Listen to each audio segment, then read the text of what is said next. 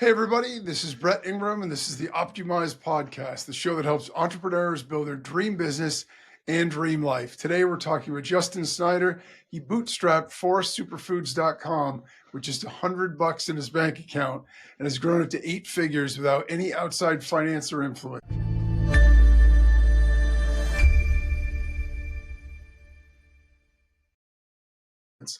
I'm really excited because so many of us entrepreneurs start the same way with really limited resources, so we can all learn from his journey. So with that, welcome, Justin. Thanks a lot for joining us. Thanks for having me on, Brett. I'm really excited to chat with you. Yeah, me too. Me too. I think what you've done is fascinating. I had a chance to go through your site and all that. And I think, both the industry you're in, but also just the fact that you were able to do it the way you did it is really, really amazing. So I have a lot of stuff that I want to ask you about, but can we start off with your personal story? I'm curious about your background and how you actually started your career. I think, like most entrepreneurs, it started with a lot of failures. I grew up working with my grandfather in his jewelry stores, and that was a very positive time for me, spending my weekends while I was at school helping him in his business. And I really got a love for that relationship between the buyer and the seller, and the negotiating, and the just the whole atmosphere of business. And I'd always kind of felt like I was going to go into business. And then when I finished high school, I started a business called Happy Cow, which I still have now, which sells like fashionable fatty packs. And that business, like, it did really well for a while, but there was never a huge demand for it because it's a very niche industry within a niche industry. Because it's like fanny packs are very niche, and then like high-end handmade leather fanny packs are like another niche within a niche. So I was always kind of like looking for something else that I could do that was like there was a bit more demand around it, something I could scale, something that I felt would really be helping people in their lives rather than just buying stuff. And when I was traveling around India when I was straight out of high school, I was about 18 years old, I discovered these green chips that were being sold at the market. And I made some inquiries and found out they were spirulina. And because India has such a large vegetarian population, there's a lot of foods that people consume there which have really high in protein and iron and B12 and other kind of things that a lot of us who eat meat get from meat, but they had other foods to get these kind of important nutrients and vitamins from. And I just kind of got blown away by this idea of that food could change our health. And it seems so obvious now, but back then it was quite a radical idea, this idea that like what you eat is going to impact how you feel and how your body operates. And I became obsessed with this idea of superfoods and foods that could help to improve people's health. And it just kind of started from there. And yeah, that was the beginning of it. And then it took me about another 6 years to kind of get it off the ground. And then about 13 years ago, I actually started for Superfoods, and I had no money. So I just kind of taught myself how to code and how to design a website and how to market and how to do logistics and how to deal with suppliers and everything that was involved. And it's just kind of been, putting one foot in front of the other until it gets to a stage where you look back and you're running this huge business. That's fascinating. So you actually created your own first site for it as well. Yeah, I created everything. And back then there was no Shopify. Back then you couldn't just drag and drop to get, to build a website. You actually had to be able to program and code. And so I learned all these kind of different skills that now you don't really need, but I think it's still really good to know how a website functions and how like what's possible and what's not possible. And so all those skills that I learned that now people kind of do with the click of the button, they still come in handy in the same way that like if you get someone else to build your house, but you know how to build, that's helpful to know. So yeah, so I did everything myself. And looking back now, it was a lot of luck at the time, but I was really grateful that I didn't take any outside funding or take any loans or take any investors, or because it allowed me to kind of have complete control over the way I did things. And whereas a investor might come along and go, why are we freeze drying all the products? That costs 10 times more than spray drying. We could just spray dry and save ourselves a whole lot of money. For me, it wasn't about maximizing profits. It was about making a product that I was really proud of. And it turns out that like there's a lot of people out there who aren't who are happy to pay a little bit extra to get a much better quality product. And they're the people that we've been able to appeal to. And they're the people who have just, and especially with something like health foods, if it seems ridiculous to buy cheap, crappy health foods. You might as well just not buy them at all and just eat fruit and vegetables. So my whole thing from the start was about having the highest quality possible. And by not having investors and banks and other people I need to answer to, I was able to put the quality of the products first, and thereby create a reputation in the market for having super high quality products. And that's why we now send our super supplements all over the world, and do thousands and thousands of orders every week, because we have that reputation for doing the highest quality products, and word spreads. And so, I think that's really important for people when they're starting a business to really think about what it is that's going to make your business different from everybody else, because it can't just be having the cheapest price. Because if all you've got to compete on is price, it's just going to be a race to the bottom, and you're going to end up making no money at all. So I think if you're in the process of starting a business, really think about what it is that makes your business unique. And whenever you make any decisions within that business, make sure those decisions are made around that. So for us, it was about having the highest quality possible. So it's really easy for us when we go, oh, we're starting to sell beef liver capsules. Should we sell beef liver capsules that come from China, or should we sell the Australian grown ones? Okay, we want the best quality possible. We're gonna do the Australian grown. Should we do from beef that's being grown in cattle yards, or should we do grass-fed? Well, if we want the best quality, it has to be grass-fed. So all the decisions we make as a company are made through that lens of having the highest quality possible. And we don't really look at the price of our products. Like if you could, like our Lion's Mane supplement, for example, is about double the price of everyone else. But what they're selling is like an extract, which is mostly alcohol. Most of the time it's grown overseas in questionable circumstances. It's got fillers added to it. It's got flavors added to it. It doesn't include the mycelium, which is super important to get a whole lot of the active compounds. And so a lot of people come to our website. Some people come to our website and go, oh, it's double the price of everyone else, and they leave. But other people come and they do their own research and they go, oh, this is a product which is 10 times better than that other product. I'm happy to spend an extra $30 a month, $20 a month, or whatever it is, to get a product which is so much better. And that's who we've built our market around, and the business has been built around. Yeah, which is fascinating. I mean, there's a number of things that you said in there I think are really important. I mean, first off, I totally agree with your idea about sort of doing it once first, so at least you understand what the process looks like in whatever you're doing. So there's a lot of value in bootstrapping for that reason. I've always been sort of self-made, self-funded with the stuff I've done as well. And, while it can be overwhelming at times and there's a lot of work, every single thing that I've ever had to hire for or outsource for, I understood how to do it. I might not have been the best at doing it. I might be able to hire someone better than me. Hopefully I can. But at the same time, by understanding it, you now know the scope. You also know what the limits are, and you know what the possibilities are.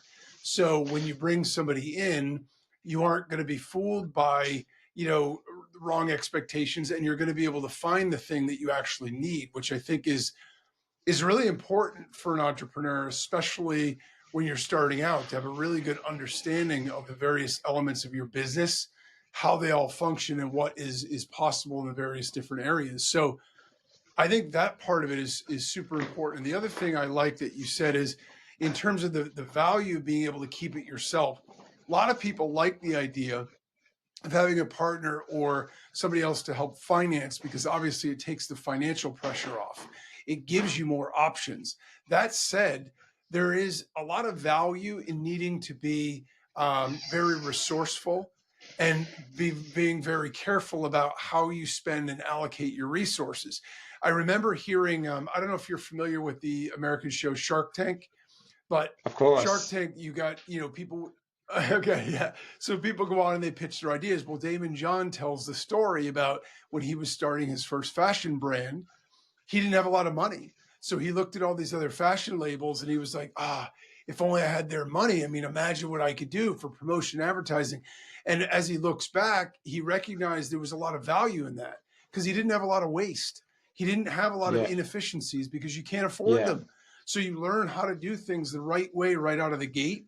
And then when you start to scale, you don't have all these holes in the dam that you have to keep plugging. Because what people don't always realize is to run a small business just through grit is one thing. If you're trying to scale it, it's a different skill set. And if you have holes, if you have issues, if you have inefficiencies and waste, those things get magnified as you grow. They don't get smaller, they get bigger. And so I think, all of those things, whether you knew them intuitively or sort of figured them out as you went, are really smart. They're really great business ideas. Yeah, and I think there's this real kind of trap that I think most people fall into where when business is good and sales are booming, you've got this cash in your account, you spend it. But you're not allowing for the times when things are going to be hard. And it's really important to keep your business lean and to be really thinking about, what expenses. You always be looking at decreasing expenses because there's going to be tough times, and often there's a lot of tough times at the start, but there's tough times throughout business and things, COVID was the perfect example. All these businesses who did it, who thought they were going to keep doing great forever, and then COVID came along and they were forced to shut down, or whatever happened, and all of a sudden there's no sales coming in. And the businesses that were reliant on physical stores, the ones that survived are the ones that had cash, the ones who had money put away for a rainy day, who didn't just spend everything that came in, but knew that there's tough time. That if there's going to be good times, there's also going to be tough times. And I think also that like business is stressful and challenging enough as it is. And I think adding on interest repayments and investors and board meetings and all that kind of stuff is just going to add a whole nother level of stress and challenges to a business when you've got to answer to somebody else. I think if you can keep it, you owning 100% of your own business, I think it's far less complicated because you don't have anyone to answer to except for yourself. And also, statistically speaking, 90% of businesses fail in the first 12 to 24 months. Like that's just a fact. So I cringe when people tell me they're going to sell their house to start a business, or they're going to mortgage their family house in order to start a business. I think that's crazy because there's a 90% chance that business is going to fail. And so I think particularly at the start, it's super important to find a way to make it work where you're not going to be living on the streets if it goes bad, if it goes belly up, because chances are it is going to go belly up. And it's a gamble. Starting a business is a gamble, and it's a little bit less risky as time goes on. And you see results, and you see you've got historical results where you've done well year after year after year, but it's still always a risk. And I think minimizing your debt is super important when you're doing anything risky. Yeah, I actually think that's a great point. And I think it's something that people sort of know intuitively when they first start. But like you said, after you start to experience a little success, it's very easy to fall into the trap of feeling like, well, I've made it, right? Now I'm generating some success. I'm generating some profit. I have some additional revenue. So now I can just keep investing all of that and sort of extrapolate out that if I went from 0 to 100 in this time, now it's just logical. I'm going to go 100 to 200 to 300 to 400. And the reality of it is it's never linear that way. There are always bumps and sort of peaks and troughs. And I've fallen into the same trap myself. When I was doing, I've been in software essentially for about 20 years. And, we've had times in our market where it was just, people were buying like crazy. So we would launch something and it would just sell, $100,000 in a day. And so you Wow. start to get to a point where you feel a little impervious to the idea of, hey, I'm going to always have this, cash here. So invest it, build a better product, and then you realize like 18 months later, the market got tighter. There's more competition. Now you go to launch something that you've invested 5 times as much money in, and you make less than what you did when it was. And so it is a really important lesson to always have some buffer and to always anticipate some bumps in the road. And I think it's something it's easy to lose sight of, especially when things start going well. I think of it almost like sort of like the gambler, right? If you go to the casino or you play cards and you win, I always said the worst thing that could happen to somebody the first time they go gambling is that they win, because then you start to feel like this is so easy. I can just go do this every day and I could make a fortune. Well, yeah, until you don't, and then you lose everything. And so I think to the extent that people can do it on a shoestring budget and be able to sort of beta test their idea and then grow it within itself, so they aren't mortgaging everything and sacrificing everything, is really smart. It's good advice for sure. Yeah, I think try to make if you're going to spend all your time, if you're expecting to spend the next decade working on a business, you want to make that as fun and as stress-free as possible, because that's going to be your whole life for the next 10 years or 20 years or who knows how long. And so it's really important to think about how can you do that in a way that's going to be the most fun and the less stressful and the most enjoyable, because really time's the only thing we have. All the money and all the assets and everything, it's all made up, but the time is the only real asset we have, and it's disappearing day by day. And I think, we really should be putting more kind of importance on how we spend our time and making sure we're spending in the best way possible. And even, as the business grows, there's certain parts of business that I always hated having to do. I didn't like doing customer service, because even though I love the customer service is always people complaining. And you might send out 5,000 orders you might send out 5,000 orders in a week, but you're going to get issues with a couple of orders, and they're the people who are going to be pissed and who are going to give you a hard time and say you guys are scammers, all this kind of stuff, even though there's 4,995 people who think you're the best business that there is. Yeah, and they're the people you have to deal with. And as a business owner, to always be dealing with those tiny fraction of people who aren't happy with you and don't like what you do and don't think you're doing a good thing, that kind of screws with your head a bit. And you start to go, well, maybe I should shut this business down. Like everyone seems to hate me, but that's just human nature. Like people rarely leave reviews when they have a positive experience, but when they have a really negative experience, they almost always leave reviews. And so there's this massive imbalance between the people you hear from as a business owner. So one of the things that I always say to people is, once your business gets to a certain, any kind of reasonable size where you don't have time to keep working on growing the business, hire a customer service person. For a number of years, I had someone whose job was customer service, admin, and pick and pack of the orders. And that freed up my time to be able to work on growing the business, because that's the most important. I come from an accounting background. So I studied accounting at university. I have an accounting degree. And so I was always, and I still am, but obsessed with the numbers and looking at profitability and revenue and cash flow and all that kind of stuff. And I always thought that was the most important thing, but it's actually not. The most important part of your business is the marketing. Because if you don't have profitability, you can fix that if you've got customers. You can raise your prices, you can offer them extra products, you can increase your average order value, you can resell to the same people again. Whatever it is, there's different ways that you can increase your profitability. But if you don't have sales, then it doesn't matter. There is no business. There's nothing else you can do. Yeah, I fully agree. And I think, your point also about the customer service element is really valuable, and it's something very few people talk about. But I had the same experience in the software business. Like, we would sell a lot of software. And if you're the one who's on the front lines doing the customer service, there's value in it, in that you're getting real-time feedback. So you're aware, right, of how people are feeling. But at the same time, like you said, the majority, you're going to deal with a very small percentage that are over the moon excited. So they're going to reach out. They're going to share that as well. But Yeah. it's only it's only the extremes. Everybody who's unhappy is going to reach out. And you start feeling like, well, wait a minute. I got 3 people saying that they're really excited. I got 22 saying, oh my God, like, this was a scam. Why did you say, and you start to feel like questioning yourself. Like, oh, is the product good? Should I change something, or should I not be doing this anymore, or whatever? And it really does mess with your head. You can get to a point where you start to doubt it. And I'll tell you, I coach a lot of entrepreneurs.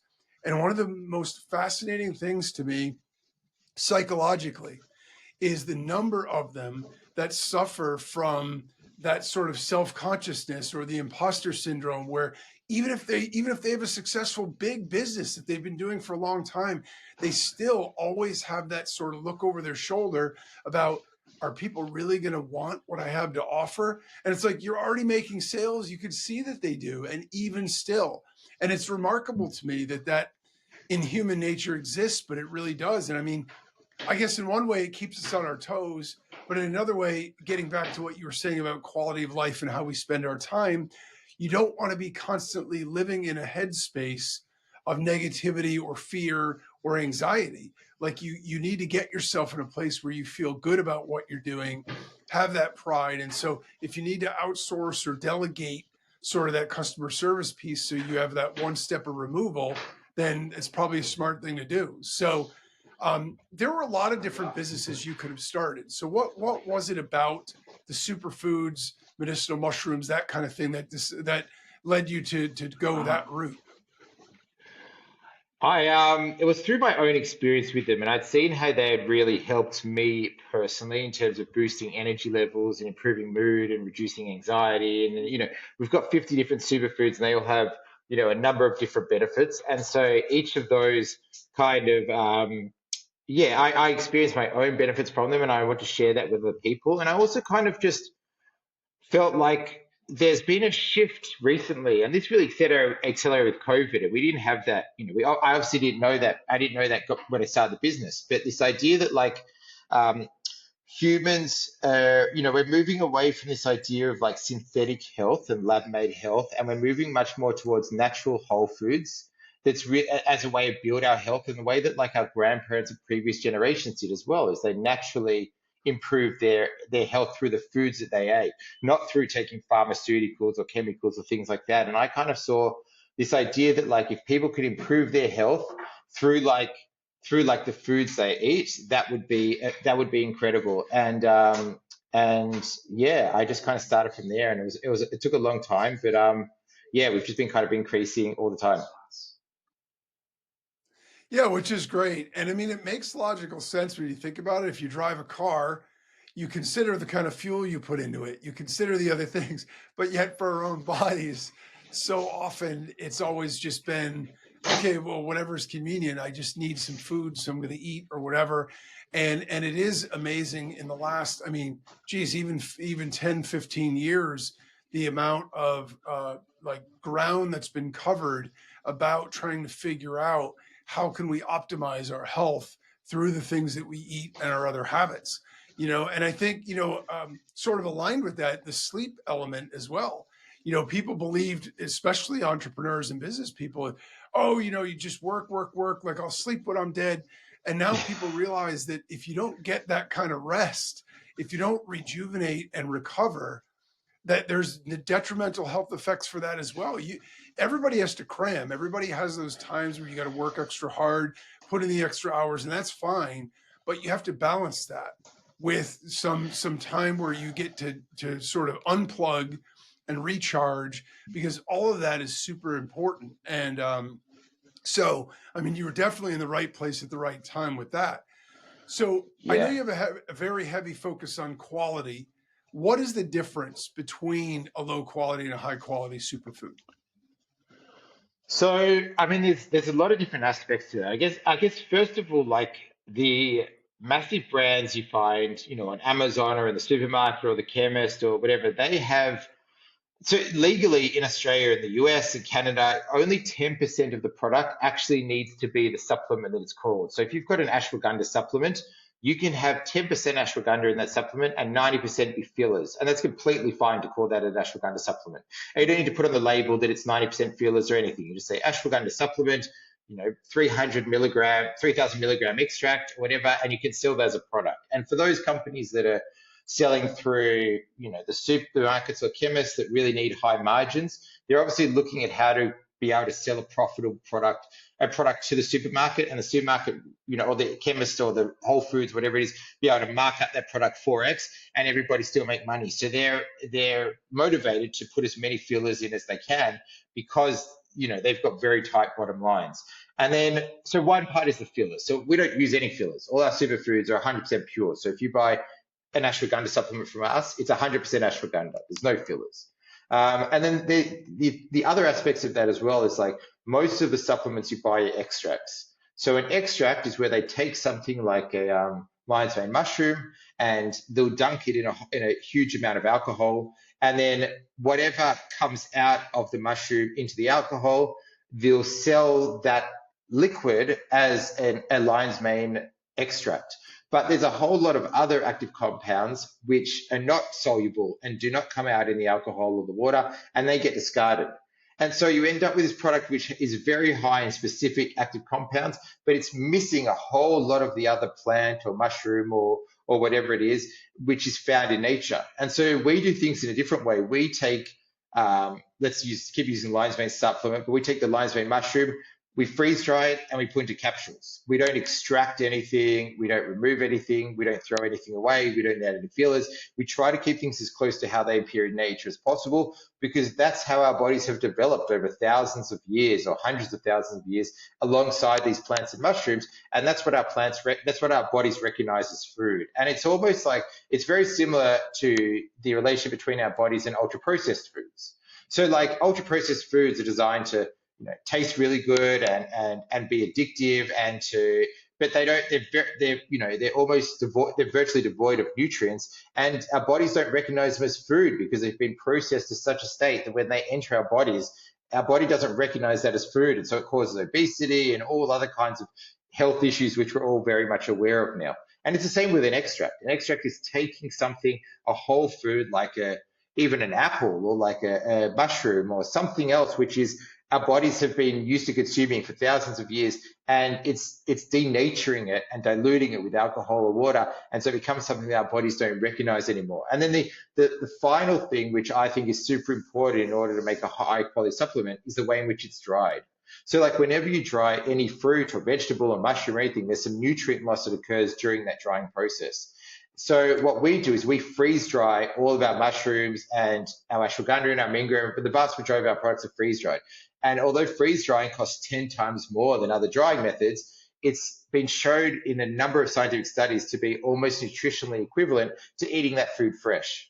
So it's like this incredible technology, which means that you still get virtually all of the nutrients you would get if you were eating that mushroom or that fruit or that berry, if you were eating it fresh, but you're getting it in a dried form so that it can be stored and it can be consumed over a year or 2 years, and it can be sold and sent all over the world. And so freeze drying, although it's super expensive and complicated, we're able to do it because we don't have to justify that expense to a board of directors or to investors or to a partner or to a bank or anyone like that. So we, for us, what we do that's very different from everyone else is we start off with like, okay, what would the highest quality supplement look like? And we work backwards from there, and we kind of don't even look at the price until we have a finished product. And then we go, okay, what kind of margins we need to put on this in order to be able to make it profitable? As opposed to going like, the price in the market is $40. How can we make it for $20 so that we can still make profit? We look at the other way and start with the product itself and end with the price. Yeah, that's a great explanation, and really illuminating in terms of how this stuff is created, because like you said, on a label, right, you read what you read, you don't even know what it is. I remember years and years ago, when I was into some skincare products, there was one thing that everybody talked about, and it was a thing called mineral oil. And it's amazing because it sounds like something that's all natural and sounds like it would be great for you. As it turns out, it's a petroleum extract. But because it sounds like something that you'd want to put on your skin, a lot of companies would use that in their skincare products because it's cheap and it sounds really good, so nobody knows. And so, to your point, because there's such limited regulation about labeling and those other kinds of things, it can be really difficult to know the difference between something good and something that's inferior. But in general, with stuff like supplements, I always assume, look, if there's a higher price, there's probably a reason for it. And then you see if things are independently lab tested and these kinds of things, at least there's some kind of third party verification and validation of what you're getting. Because I've seen some of the supplement, sort of the dark side of some of the supplement industry here in the United States through documentaries I've seen, and how they create some of this stuff and how they label it. And it's a little bit frightening, I'll be honest. So it's refreshing for you to sort of shed some light on that as well in terms of how you can know the difference and what the difference is in terms of the effect for us to consume it. Yeah, So it's for why business it's owners, if good. no, sorry, I was just going to say, like, if people knew how a vitamin C supplement or a fish oil supplement or some of these synthetic supplements are made, they would never take them again. It's just because that information is hidden, that people, and it's the same with ultra processed foods, right? Like if we knew how they made some of those, people knew how they make lollies that they're buying in stores, they would never consume them again. Like it's crazy what's allowed, especially in Australia and the US. I think Europe's a bit better, but it's incredible the kind of chemicals that are allowed near things people are going to consume in Australia and the US. Like it's wild that when you go down that rabbit hole, it's crazy that the brain has trouble comprehending that it's actually true. Yeah, it's amazing. I mean, it really is amazing. And it's important to do your own sort of research to the degree that you have time and resources to be able to do it. So you at least understand that. So for business owners with a limited budget, we talked a little bit about this before. The marketing advertising part is obviously important, right? So somebody says, okay, I'm going to start an e-commerce business or I'm going to start a business and I'm going to try to bootstrap it. But how am I going to do this? How am I going to raise awareness? How am I going to get the word out that I'm creating what I'm creating? Do you have any advice or tips around that? Yeah, so I think there's a lot of different hats you have to wear when you start a business, when you're doing everything yourself. And even once you get to 10, 8, 9, 10 figures, there's still a whole lot of different hats you have to wear and a whole lot of different things you have to do. But one thing is more important than everything else, and that is knowing what's the next step you need to take in order to grow your business. If you could train your brain to be able to identify what's the next step I need to do to grow my business another 1%, then that you're going to be successful. It's the people who waste all their time doing stuff that has no impact on their business, the people who avoid finding new customers or doing the marketing or reaching out to existing customers or that kind of thing. They're those people whose business will never get anywhere. You really need to I've never done a business plan. I think business plans are kind of useless because things change so quickly, particularly in the e-commerce space. But I think it's really important to be able to go, what's the one thing that I need to do today in order to grow my business that little bit more? And if you could train your brain to be able to recognize what that one thing is, then you'll have a successful business. Because if you're growing your business a tiny little bit every day, after a year or 5 years or 10 years, you've got a big business. It's those little steps that are important. People think, how do I get from here to $10 million? How do I get from zero to $10 million a year? Don't worry about that. If you haven't started yet, work out how you're going to get your first couple of sales. And there's always going to be, things you got to try a whole lot of things. You got to try things that are not going to work. Like we did Facebook advertising for 5 years before it started to make money. And so you have to be prepared to try things and to fail and to try other things and to fail and then to find things that work and to be able to recognize it's working and then to be able to scale it. And so I think every business is different, but I think it's super important to be able to distinguish yourself from your competitors, and then be able to, like we said before, really be focused on the marketing. And so, I love I recently read the book. I can't remember his name, but the guy who started Red Bull. It's an incredible book. And what Red Bull does is they outsource every aspect of their business except for the marketing.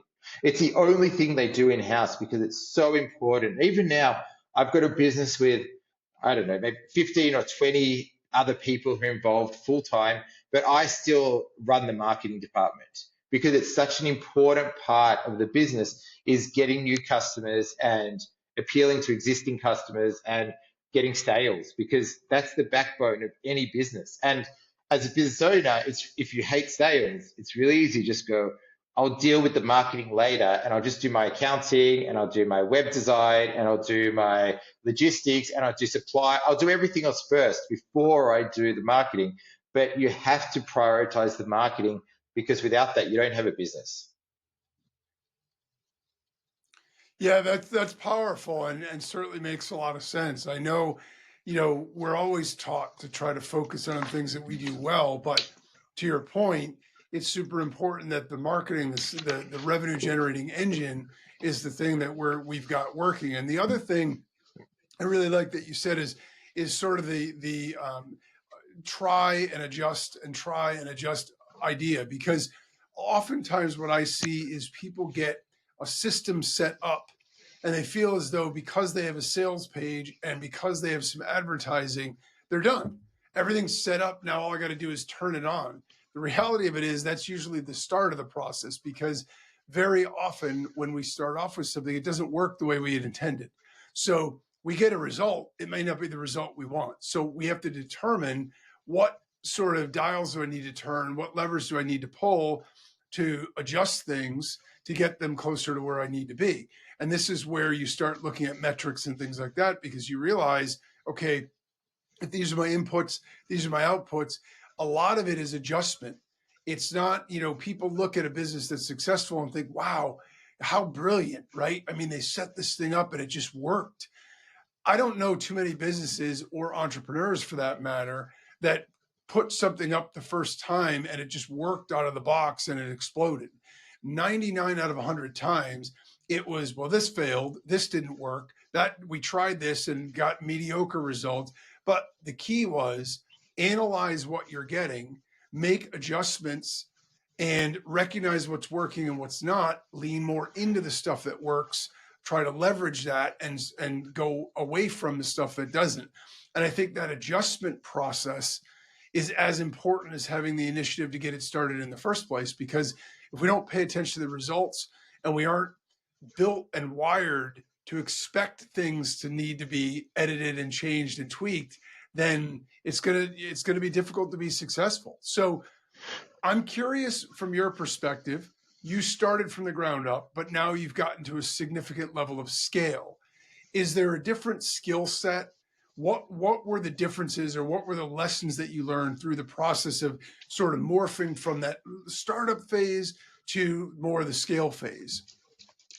Yeah, so I hear a lot of the time about entrepreneurs who kind of get to this eight figure a year level, and they kind of just relax and take a step back. And I think that's super dangerous. Like, I think in business, just like in life and in nature, everything's always changing. Nothing ever stays still. And if your business isn't growing, it's dying, because other competitors are coming in and they're going to start taking market share, and things are going to change in the market, and you're going to get left behind. So, like, even though, I'm happy with, the kind of money that we're making, and how successful the business is, we're always still trying to grow and trying to improve and trying to reach more people, because that's how life and business works, is you always are growing.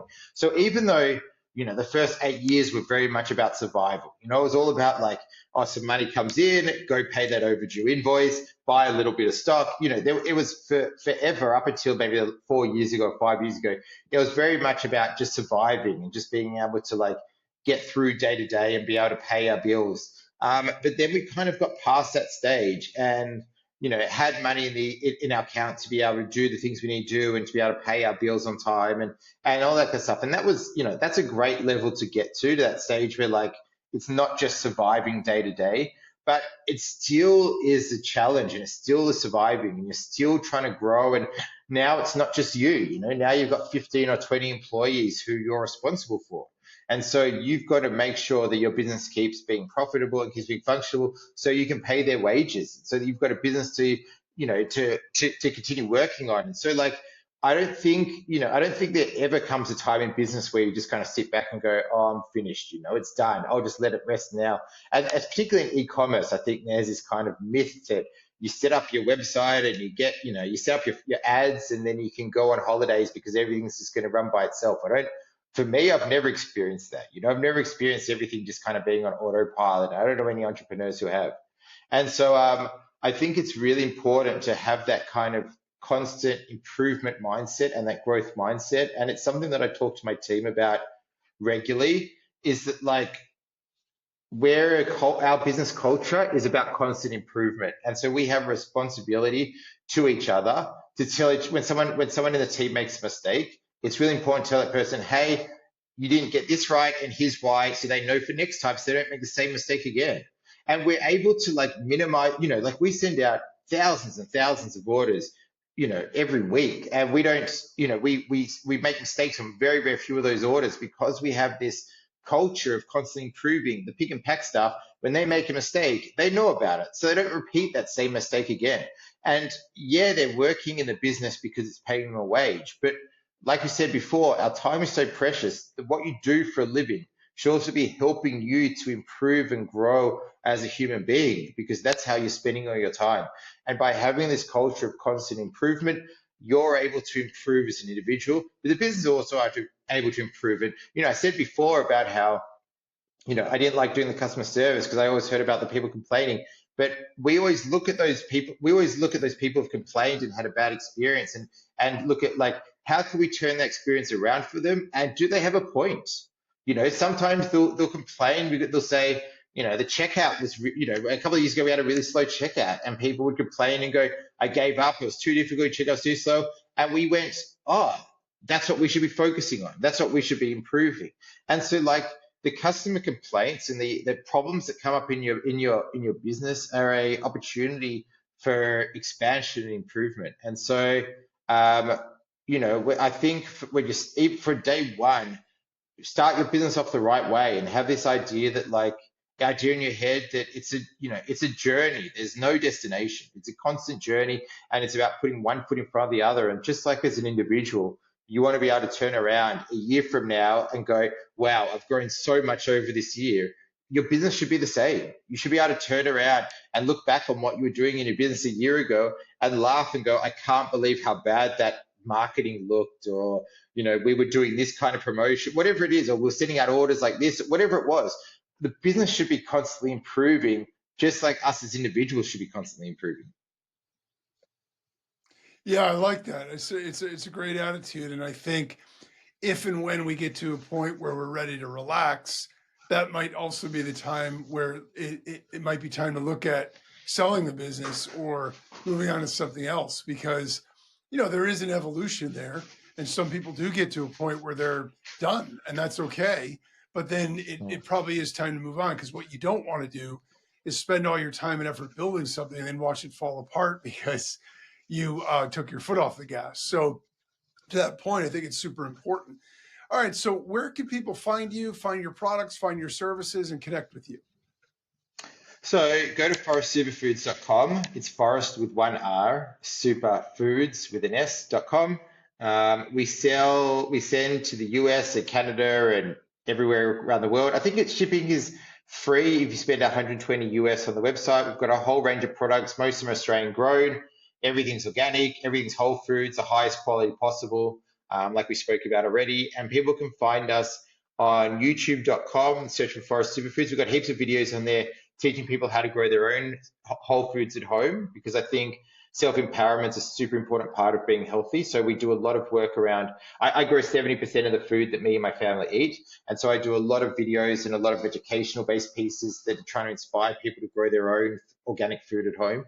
And then we've also got videos with customer testimonials, that kind of thing. They can also find us on Facebook and Instagram under Forest Superfoods. And if they want to connect with me directly, they can do so through LinkedIn. I'm Justin H. Snyder on LinkedIn. Awesome. Thanks for that. All right, I have one last question I have to ask, because I always want to know what everyone's going to say. And that is, what is your number one tip for success as a business owner or an entrepreneur? I think it's what I said before, that like train your brain to recognize what's the next step. And think about it like, you're climbing up a mountain and there's 10,000 steps, and you've just got to take one step at a time. Don't worry about, how you're going to get to the top. Just worry about the next step, and train your brain to try to recognize what's the next thing that I should be focusing on to grow my business just that little bit more, and make sure that becomes your priority. And no matter how big the company gets, or how successful the business becomes, you really focus on the next step you need to take in order to continue your business growing. Awesome. That's great advice. Thanks again. It's just about time to wrap things up. I want to thank you so much, Justin, for sharing all your insights, great tips with us. Visit forestsuperfoods.com. to order superfoods with worldwide delivery. Thanks for tuning in. And as always, remember, no matter what you want from your business and your life, don't compromise, optimize.